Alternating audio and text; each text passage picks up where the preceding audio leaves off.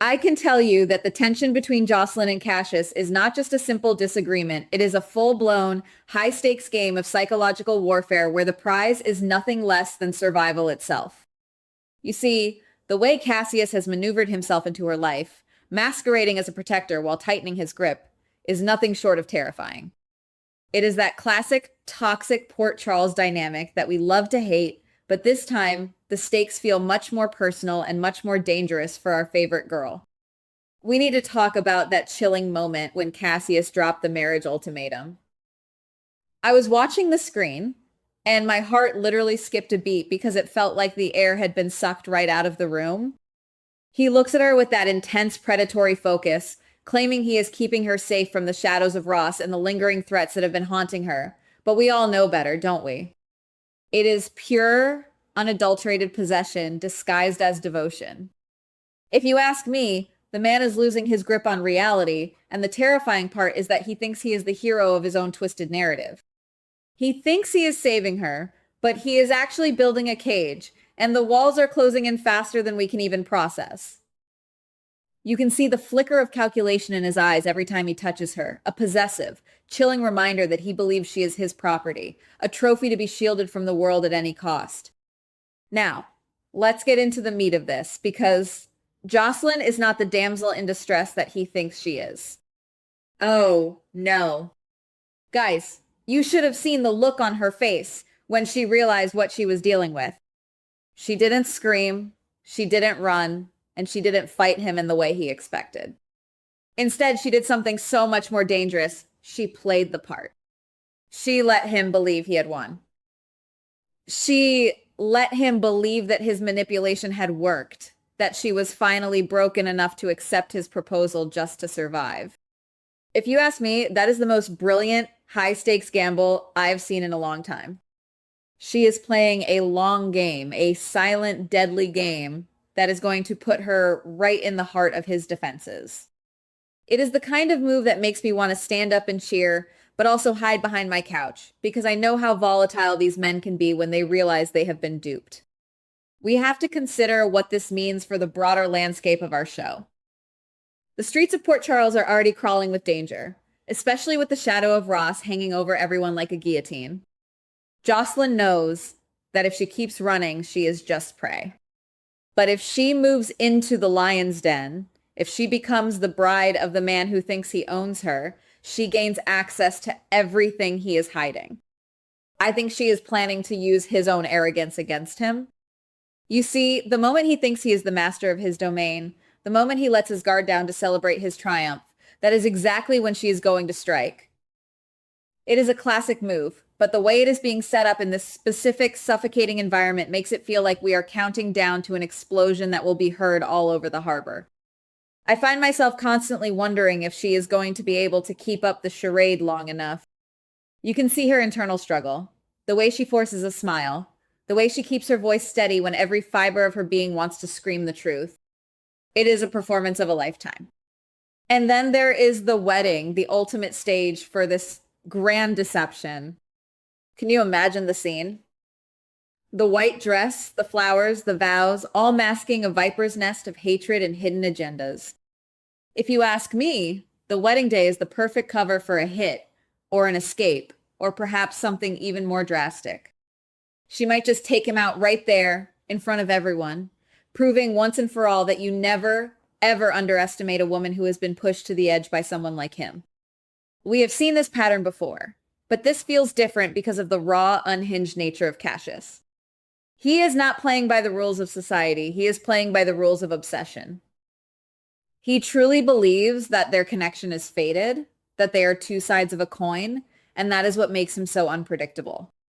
If you ask me, he is the most dangerous kind of threat because he is capable of love, but it is a love that destroys everything in its path. He would rather see her trapped in a golden cage forever than let her go. That is why Josslyn's plan is so high risk. If he senses even the slightest shift in her demeanor, if he catches her in a lie, he might just snap. And we all know that a man who has lost his mind is the most unpredictable variable in Port Charles. I have been obsessing over the details of this, trying to read between the lines of every scene they share. Notice how he never lets her out of his sight. He is constantly monitoring her, checking her pulse, checking her loyalty. It is suffocating. But notice how she has started to mirror his behavior. She is learning how to speak his language, how to soothe his paranoia, and how to feed his ego. She is becoming the perfect mirror. And that is a terrifying transformation to watch. It is like she is becoming the very thing he wants, but only so she can get close enough to drive a stake through his heart. It is poetic, it is dark, and it is exactly the kind of storytelling that keeps us addicted to this show. We are watching a predator being hunted by the person he thought he had already domesticated. Think about the weight of her choices. She is walking away from everything she knows, from her family, from the comfort of her life, all to play this dangerous game of cat and mouse. It shows a level of maturity and ruthlessness that we haven't seen in her before. She isn't the girl who is crying over a lost love. She is a woman who is calculating the cost of her freedom. I think this is a turning point for her character. We are going to look back at these episodes and realize that this was the moment she stopped being a victim and started being a player.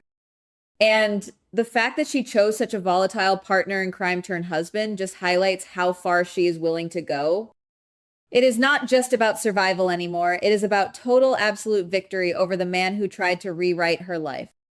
Then there is the looming threat of the other players in the game. With Ross out there, constantly closing in, the danger is multidimensional. She is dancing on a razor's edge. One slip and she is gone. One wrong word and the whole plan collapses. If you ask me, this is the most stressful, high-octane plotline we have had in years. I find myself holding my breath during their scenes together, waiting for the crack in the facade. Every time he leans in to kiss her, I am waiting for her to pull a weapon or deliver a blow. It is that kind of suspense that makes the show great. We are all waiting for the big reveal, for the moment the mask slips and the true colors of this twisted relationship are exposed to the world. I am convinced that the wedding ceremony itself is going to be the climax. The juxtaposition of the sacred vows and the profane reality of their situation is just too perfect for a soap opera. Imagine the scene. The organ music is playing, the guests are watching, unaware of the war happening in the hearts of the bride and groom. And right as the words are spoken, right as the commitment is made, that is when the trap springs. Maybe it is the moment she whispers a secret into his ear, or maybe it is the moment she signals for backup. Whatever it is, I know one thing for sure. It is going to be glorious and it is going to be messy. We deserve this kind of drama, and the show is finally giving us exactly what we have been craving. Do you think she really has a way out, though? That is the question that keeps me up at night. She is so deep in his world now that it is hard to see how she disentangles herself without getting burned. But that is the beauty of it, isn't it? We don't know. We are just along for the ride, watching the train wreck in slow motion, hoping that the protagonist survives the impact.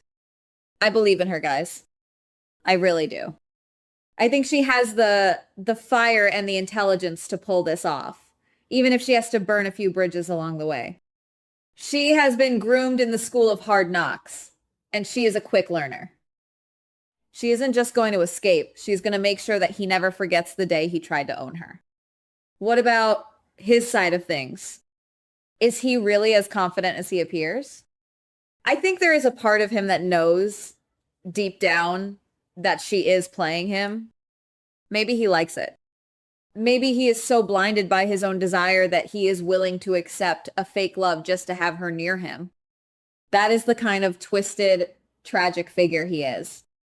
If you ask me, that makes him even more dangerous.